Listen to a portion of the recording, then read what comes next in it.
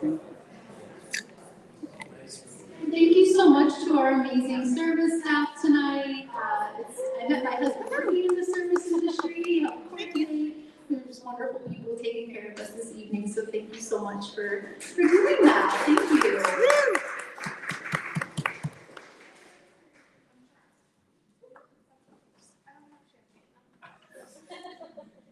Here's my outline. Let's go. Hi, y'all. You don't know me. My name is Kim Mariah. I'm the CEO, so the product officer here at Mattingly. And I am insanely happy and thrilled to introduce these three in the book that they wrote together. It's going to be game-changing for this industry. So, congratulations. Here's a toast.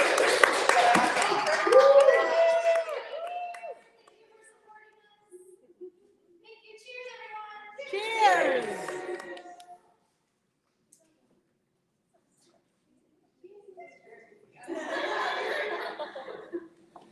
Well, thank you so much for you all coming out tonight. It is just a dream come true seeing so many people in this room right now, seeing so many people meeting each other for the first time or getting together again after many years. So we have family members here tonight. We have teachers that helped give us the skills that allow us to write a book. We have new friends. We have leaders in the diversity, equity, inclusion industry. We have people that came from different states. We have people across a variety of industries. And this is a lot of people have to leave, so we even had more people than what we have in this room right now. I'm just so thrilled. We have people tuning in, so I can't see y'all, but I'm sure you're there. You're tuning in live. We're so happy that you're here virtually with us. We will be sharing out this recording afterwards too, so you can experience this all over again. But I just wanted to share a little bit about why this book and why now. So our first book was actually supposed to be on allyship. So I wrote my dissertation on allyship. Sertrice and I do a lot of talking and work on allyship. But whenever the diversity, equity, inclusion market really took a whole different turn after the killing of George Floyd in summer of 2020, what we realized talking to DEI leaders that it wasn't the right time for allyship. We needed to get back to the basics. We needed to get back to how do we build a strategy that's going to actually lead to the results that we want to see. And the answer to that is measurement. We don't know where we're going if we don't know where we're starting.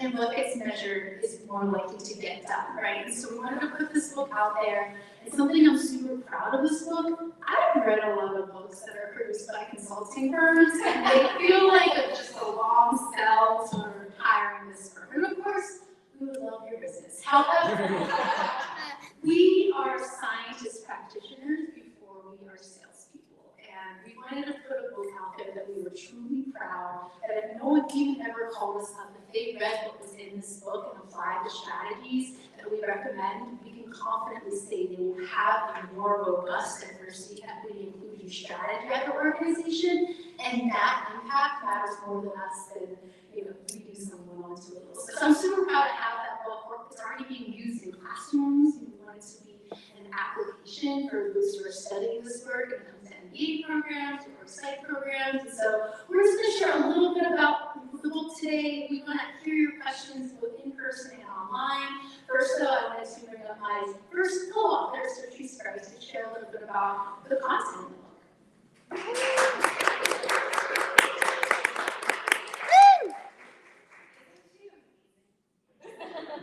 Alright, so I also don't want to stand over there, so I'm going to move this. And try not to walk too far so I don't lose this camera. Multitasking. I got space. You got space. So, thank you all for joining us today. So I'm going to talk a little bit more about what's in the book for those of you who didn't help us write it. Shout out to all of you who I interviewed over the summer last year to help us with content. But the aim of the book is to be a best practice starting guide for DEI leaders in this space who want to take a more data-driven approach and aren't sure how to do that. Because so often right now, especially Black women, are being put into these internal DEI roles and expected to do this work without the resources, without the tools, and sometimes without the skills, right? They just promote someone up and they don't have a background. And so our hope is to help set these people up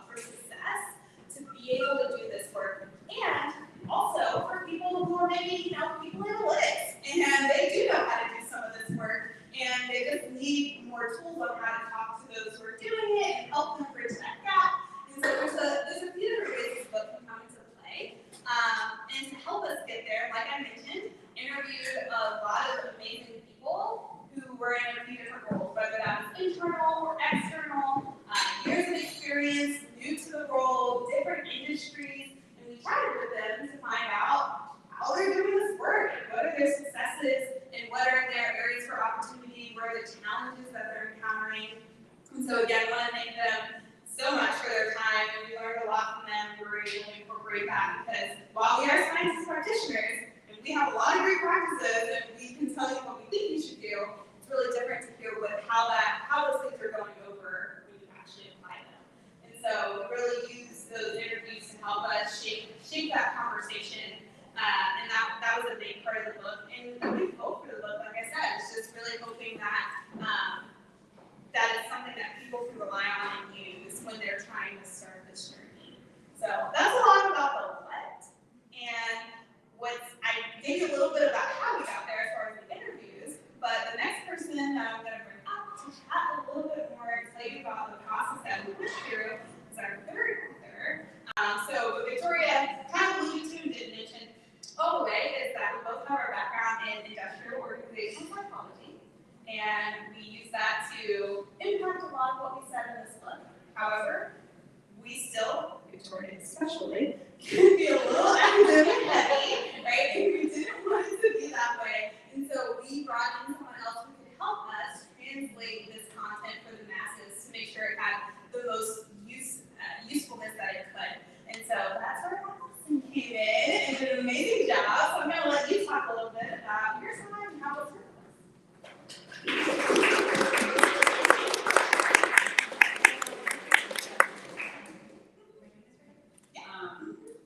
I came in as the storyteller and also the outsider. I think this book really did benefit from having an outsider because it's very easy to get caught up in what you already know. And when you're writing a book for people that don't necessarily know that, it's just good to have an outside perspective. So that was what I came in and provided, and some structure, but we did it together. Victoria and I got the structure down very early on, and so that made it really easy. She's very easy to work with, both of these ladies. They're wonderful interviewers, and so I don't know for those of you who were interviewed by them, I hope the experience was very smooth. I think you'll find, if and when you read this book,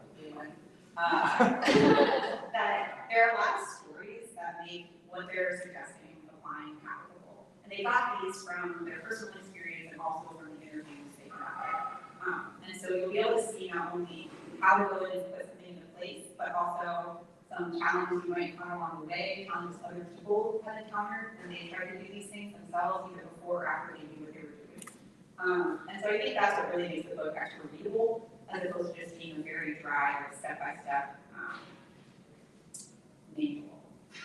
And so, yeah, so I think the other thing to mention is that there's a diversity of experiences that they got in this book. Sertrice mentioned that, but I think that really reflects the inclusion part of Inclusalytics. They were very inclusive in who they interviewed and what we all put together. So that's pretty much how. If you want to know anything else about writing the book, I'm happy to talk to you about it, but I don't want to tedious to go through it here first.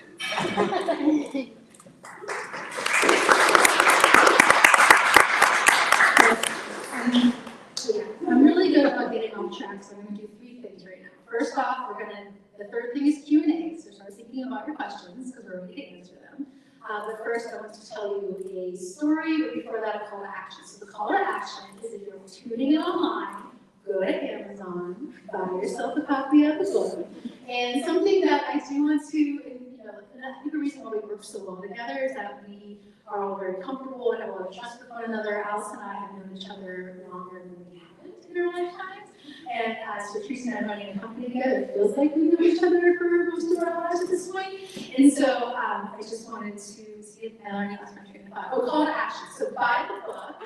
That was a call to action, so I did that. The second is the story. And it's about Allison. And so one of the reasons why this book turned out the way it did, especially in voice, is Allison's been helping write things in my voice for, this would have been, I'm going to date myself, 18 years ago. 18 years ago, so I was class president and I had to write the graduation speech, right? And I knew exactly what I wanted to say, right? I wanted to take all the cheesy, adages that people say and put, and say the other side of it. So I had this really cool speech down. I just couldn't get the words on paper. I was just really struggling getting words on paper. So Allison said, come on over, tell me what you want to say, and I will write it down for you so you can have written down words for your graduation speech. So 18 years later, she's still taking my crazy thoughts and my visionary ideas and turning it into something that's actually readable that people would enjoy. So that was the story, so thank you. Wow, I love that story.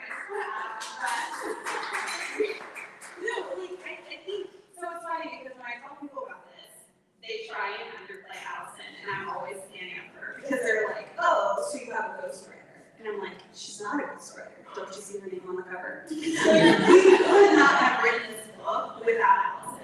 And it was just a magical experience because we would do these interviews or we send her a voice recording, and then she did such an amazing job writing the content. Like I was like, oh, I remember that. When did I do it? And it was like I'd done it myself. So I just wanted to chime in and say, like, she took these thoughts, but also mine and everyone else's that had input into this book, and it was incredible. Yes. I did remember one thought I forgot earlier, which was I disagree with saying everyone should read the book, because if you get through the first chapter and you don't love it, take that book and give it to someone in HR. Give it to someone who might get more utility out of it. Because we were really specific who we wrote this book for, and then here are these early reviews that we really hit the nail on the head with those who are in the people analytics space, those who are in the DEI space. And so the next book, I promise you all, will be our New York Times bestseller. It will be for the masses, so no offense if you're not into it, but share it with someone who might be. All right, so now we're going to open up to questions. Does anyone have a question in the room? And these questions can be about the book, it can be about the book writing process, or just DEI topics in general. We got time, whatever comes to mind, and Bob, I saw you raise your hand. So Rob, I saw you here. When the audiobook coming? Did you say audiobook? Okay, actually, it's funny you say that because I have two things. One is to say, your direct question audiobook, it is coming. If you couldn't tell, we both like to talk, so why would we not record ourselves reading our own book content? So TBD, but keep an eye out, trust and believe, you'll see it all over social media, just like you've seen Inclusalytics so far. But in the meantime, by popular command, and also we were already planning on doing this, and now it's there, we have the ebook. It was uploaded today, and so you should see that on Amazon if you've been waiting. I'm here to pause, I'm sure you're here to pause. That ebook is coming, and that also reminds me to do a big shout out to someone else who's in the room, Ian White, who is our graphic designer, and he helped us with the cover. He helped, maybe he left, but he helped us with the cover, he helped us design the content, and the book wouldn't look the way it does without his help. So shout out to Ian, and check out the ebook if that's how you like to read your content. Or give it as a gift. Or give it as a gift. The gift that keeps on giving. Any other questions in the room? And I'm also curious if there's questions online. We did go from posted to published in a day under 10 months, which was kind of unreal. So we did a lot of exploration early on to decide, should we self-publish or should we try to do the proper publisher route, and just learning about the typical speed to publication whenever you have a publisher. It would have been 3, maybe 4 years from when we had the book idea to when we got it out. And so we're like, nope, we need to get this stuff out there right now. And so to have that be our primary goal and to end it in under 10 months was just phenomenal. And it's because we had the team we did. So, and not only the team sitting up here, but Cameron Lehman, our chief product officer, we're running a business. So to keep the business going and everything else, we have Ian, who Sertrice just mentioned. We have Julie Chen, and she helped with all the references. We have Sarah Jackson, who helped with all the graphics. We have Kelsey Coley, hopefully y'all are tuning in right now, who helped with our analytics, and she's more of our data scientist on staff. So there's so much teamwork, so much help, and everyone met their deadlines, including me, and that was the hardest part. I don't know how y'all did it, but we did it. So Emily.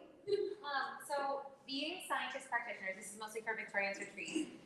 I imagine you knew a lot of what you wanted to share in the book. What was most surprising, and what did you learn about inclusion and DEI while writing the book? Emily, that's the hard question. Do you have anything to Even the companies with the huge teams and the huge staff, that doesn't predict where they are on their like maturity level, right? And so even just getting out of this mindset that DEI equals training, right? How do we think beyond that? How do we get to more of processes and systems and using data to identify where gaps are, using data to see where is our baseline, where we're going, and even, it was surprising to see that the size of the company does not predict organizations' DEI maturity. So I thought that was really interesting. It was also kind of like a validation point for me personally, because when I started the business, everyone would always ask me, what's your niche, what's your market? I'm like, I'm an organizational psychologist. My market are companies that need help measuring their DEI. And I got all this pushback from all the startup people. And it's like, just to show, oh, no, it's cross industry people. These are, there's the nuances of the industry, of course, but when it comes to taking care of your people, when it comes to really using DEI methodology to improve the human experience at work, that applies across the industries. We just need the companies that actually care enough to do the measurement work in the first place. And that's been interesting too, to see like, ooh, thanks for measuring that, but we don't want to see that. So let's like push that over to the side. We're already there, so we can make them look at it. No, and mine is really kind of in a similar vein, and it's that no matter who you spoke to, whether they were further along or just starting our industry, you were seeing the same things coming up to challenges, especially on the challenges side, right? You think, oh, it's going to depend on the industry, or it's going to depend on if you've already been doing this work, and in reality, it all comes down like, oh, we can't access the data, or we don't have support from leaders to even get data, or once we have the data, there's too much data, we don't know what to do, and it didn't matter where you were, it was the same few things, and that's why I hope this book can have power, right? Because since we're seeing so much commonality in what people run into, like, here's how you can handle that. So that was something that I didn't necessarily expect. That's why we tried to interview so many people, because we're like, oh, we're going to need all these different things. Like, if you're over here, go here. And no, it's like, all right, here's what everyone should be considering. And once you kind of get through, this is the next step in that. But I'd actually also be interested, Allison, as someone who didn't, who was in your background, going through it all and having to digest, was there anything that stood out to you that you're like, this is really interesting or unique or unexpected?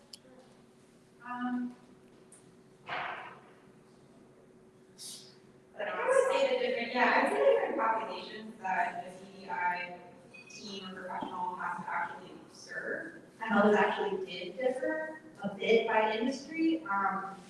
Hospitals in particular and medical fields really stood out to me because they have a lot of challenges in terms of the patients they're serving. You don't think about those in terms of, at least I didn't before I was going into this, in terms of DEI, because I'm always thinking about, the employees, like as an employee, and how's the company, like I've been through one of these trainings, saw if it worked or didn't work. But I never thought about the people you serve, and so then it kind of stands into other industries, like who are the clients you're serving, and I think there's a lot of focus on internal, and it's interesting to me that different companies or leaders were also thinking about external. So that just surprised me. Yeah, no, I think that's a great call out, and something that was really interesting to see is you saw some people focus more on internal than external, and then some focus more on external than internal, and having that conversation of having balance. So I saw your experience. Thank you. So I'm now with the Pittsburgh Business Group on Health, and I want to say to you all, first of all, congratulations. It's one thing to have it here and have it here. It's another to have it here. And so many people have it here and here, but not here. So congratulations to you all. I would like to hear more about the process, because we see the finished work. But you talked about a little bit, you shared a little bit about how you recorded, how you wrote things. But how did you put that all together? Did you record with a chapter in mind, or did you just record? Did you just write? And then Allison put it all together. So I'd like to hear more about that process. Yeah, that's really great. I'll start us off with the Victoria to definitely add. So Victoria and Allison actually started this journey together in person, and they were, hostess on board, coming up with an outline. I got dialed in virtually because I wasn't in person, and we chatted and we all went through, and we had a general, the more I think about this question, it's a really good question, because we had in mind, we were like, all right, this is what the chapters are gonna be, these are the titles, what we're gonna go, the direction, right? We had this plan, and then we did the interviews, and we started writing, and we were like, this is not exactly the plan anymore, we need to pull from here, we need to add this chapter in, and the vision kind of changed as we went. And as it was kind of tough, and so as Allison went, she'd then give it to us so we could review and add and tweak. And so it was a very collaborative process, and that was really powerful. But also, again, as we went, there was still changing, and so we could build on those chapters. But as far as the interview process itself, it definitely was. We didn't want to influence any of the information we were getting in. So it was pretty much, I did most of the interviews, Victoria did some as well. Occasionally we had one that was very targeted, and we knew we needed, for instance, I met with someone just to talk about pay equity analysis. But for the most part, it was, what do you do? What's your background? How's it going for you? What's going well? What's not? And it was just kind of, and then follow-up questions to dig deeper into that, to get that unbiased opinion, so we could make statements like the one earlier where I said, we were hearing the same challenges. We were seeing the same successes. These are the things that were coming out as trends. So that's my quick input on the process. And the interviews were really interesting too, because we wanted to make sure we got those like golden nugget sound bites, right? And so as Sertrice and I were pretty good at taking notes as we go, as hashtag consulting life. But when we would record the interviews and have like a really good sound nugget, I would be like 14-32 or whatever, to like go back, and I got good at that towards the end. I was not good at the beginning, but just trying to like really capture so that Allison could go back to that recording and pull that sound bite out.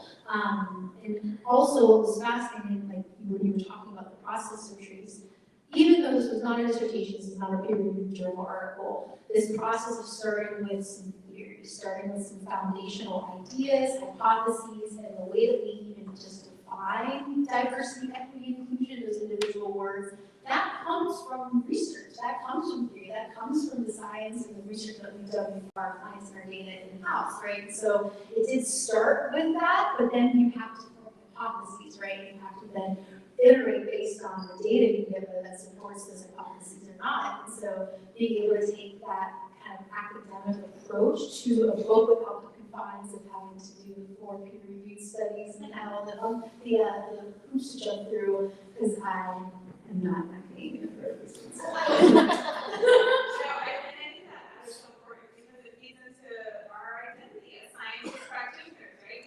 We did, that's how the process came together, was the science part. This is what data shown in those journal articles and all the research we did and our experiences as psychologists. But then we hold that practitioner piece and the voice of people actually doing this work, because I think so often we rely too much on one or the other. We'll rely so much on this is what the research says, this is what best practice is, right? And then you realize, just because this is best practice doesn't mean it's best for your organization. And people are seeing that who are doing this work. And so we were able to try and combine the two and help with the story. I mean, that is the story is, sure, best practice recommends this, but that's why you need your own data. That's why you need to do this collection that we're describing, so you can see if you fall in line with that, or how it actually affects you internally and what you need to do to build on it. Just to add a little bit more to your question, Malcolm. So we wrote each chapter one at a time. So like we would get a chapter and then the other person would start reviewing the chapter while someone else started writing the next chapter. And that's how we were able to turn it out so fast, because if we would have waited to get the entire book and then go through the whole book, it would have really extended that timeline. However, Allison then had to go back in to make sure after we wrote all the individual chapters that they all flowed right together and they all made sense, right? And so we were done with the manuscript. So we were doing post-its in May. Was it June 1st? June 1st of 2021. Yes. Yeah, June 1st of 2021, we did post-its. And then we finished the manuscript in its entirety on New Year's Eve. And then the rest of the months was all copy editing, proofing, designing, and publishing. So we have Mattingly Solutions Press now. So anyone who's interested in getting the nonfiction inclusion publishing game, we can help you out. I don't want to do that, I take that back. I think we have time for a couple more questions too. No more questions. Oh no, Kim Rice, actually not. Yeah, we're not, no medical solution.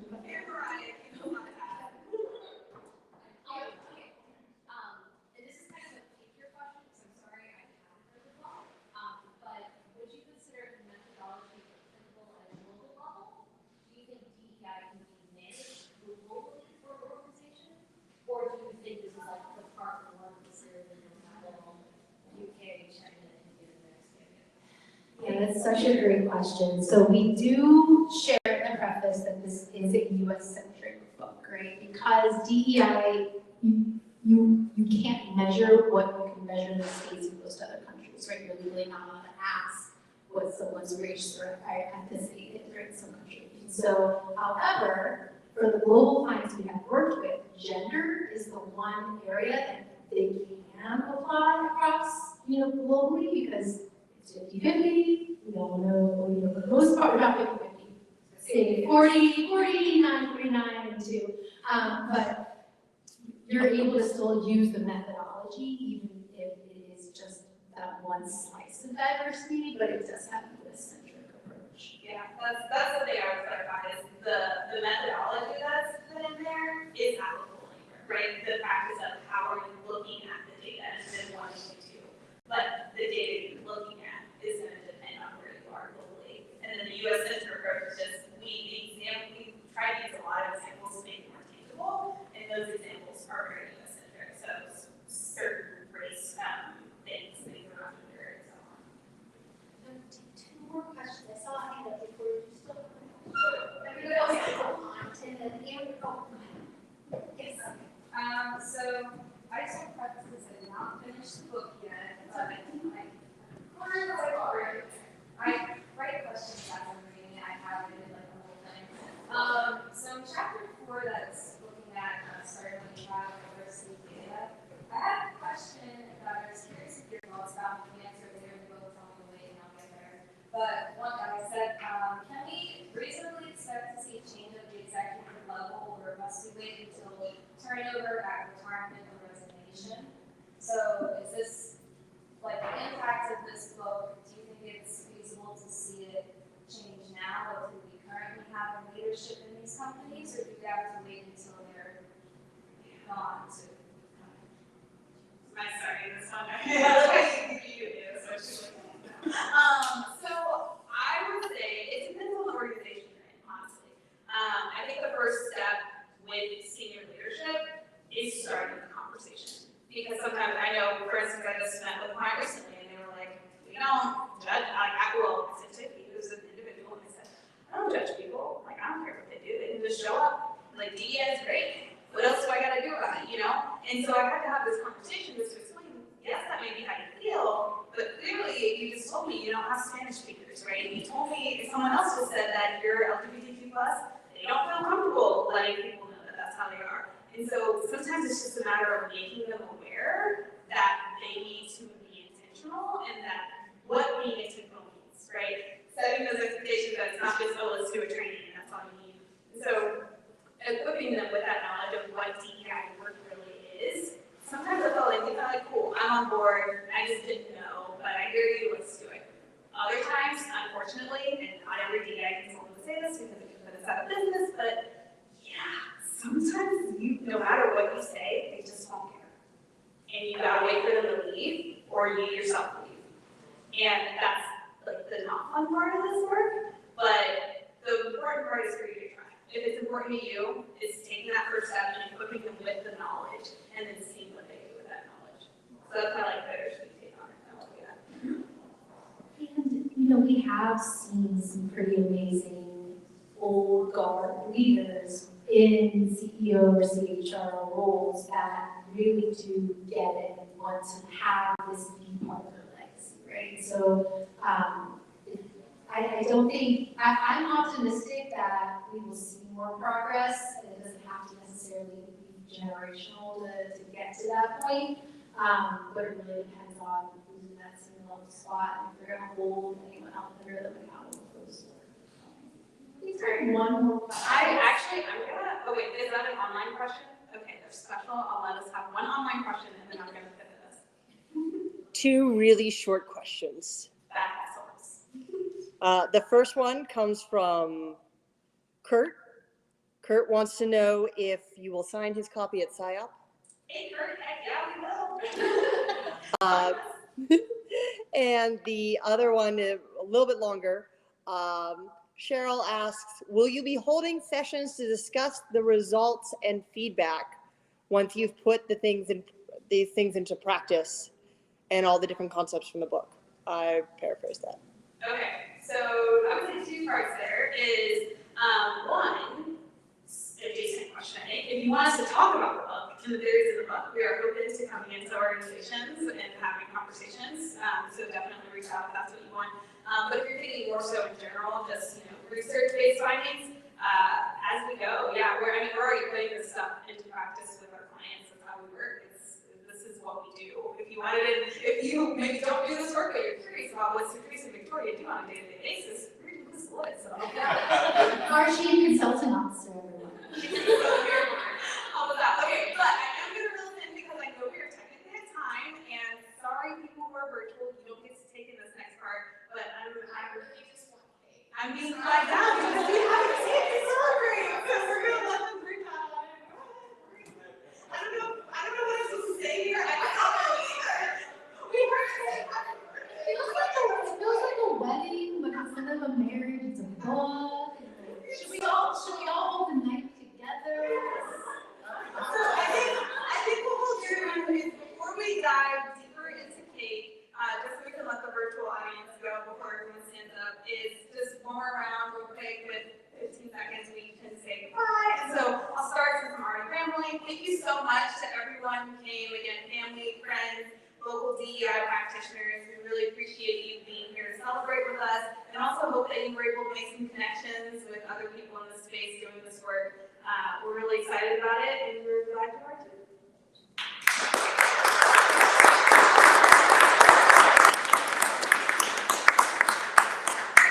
I'm very book-centric, so I would love if whoever reads this book, whatever you think about it, if it's boring, if you're ready to roll in and start implementing it, and whatever you think, we would love to hear from you. You can reach out Personally to or us. on Amazon. Right, exactly. Amazon reviews are welcome, but if you're not comfortable with that, we, drop a line to any one of us, any solutions at all. And we would really just love to hear what you have to say.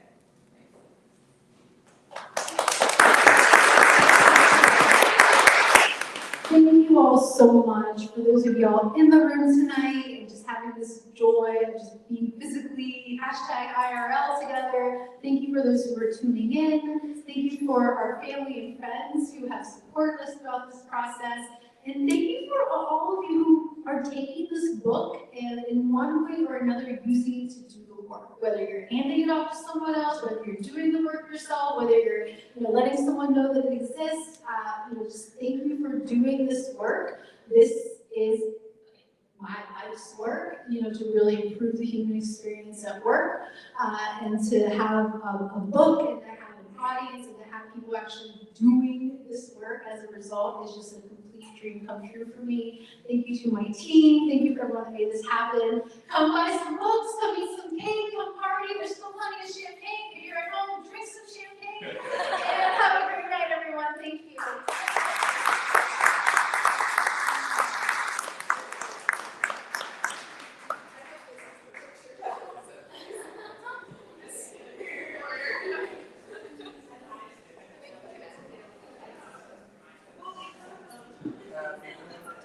Ha ha ha.